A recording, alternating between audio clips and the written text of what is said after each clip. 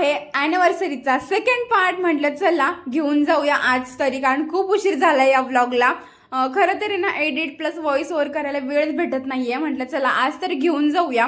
मग तुम्हाला तर माहितीच आहे मी माझ्या आऊंसाठी गिफ्ट केलं होतं, ते काय आता कधी भेटतं काय माहिती.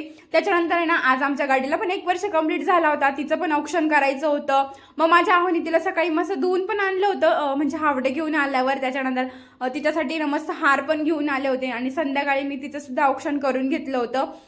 छान हार वगैरे घालून तिचं ऑप्शन वगैरे करून घेतलं, कारण हेच आठवणीमध्ये राहून जातं की यार आपल्या गाडीला 1 वर्ष झालं होतं. ॲनिव्हर्सरीच्याच दिवशी माझ्या आहोनी मला ती गिफ्ट केली होती.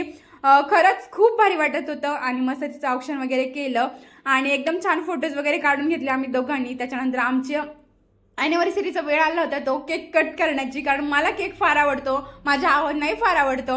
मग दोघांचंही चाललं होतं कसा म्हणजे फोटो कसा पाहिजे किंवा व्हिडिओ काय पाहिजे सगळं चाललं होतं.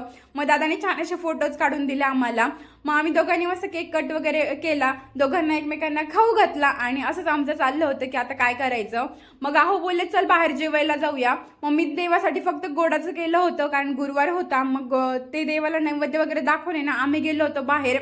नंतर आमचं ठरलं की हॉटेलला जायचंय, नाहीतर केक सुद्धा इथेच कट करायचा प्लॅन केला असता.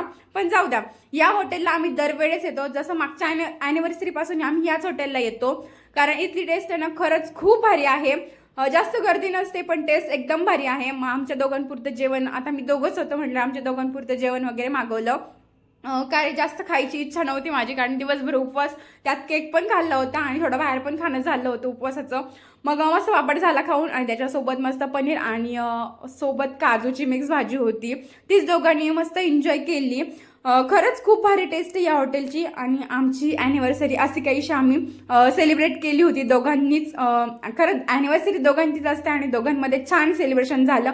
बघू आता माझ्या आहोंचं गिफ्ट कधी येते काय येते, तो पण व्लॉग मी नक्कीच तुमच्यासोबत शेअर करेल. हा व्लॉग आवडला असेल तर कमेंटमध्ये नक्की सांगा.